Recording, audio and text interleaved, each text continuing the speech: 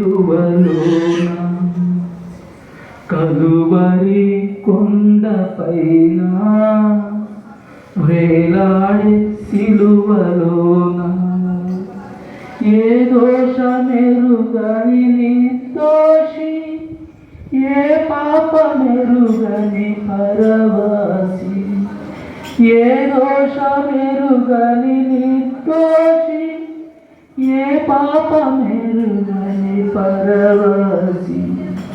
కలువరి కొండపైన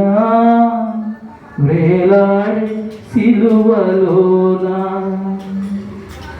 కఠినులు విసిరిన కొరడాలు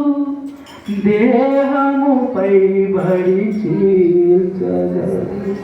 మూడులు ఊసిన ఉమ్ములు మోముపైన దిగగారగా నోరు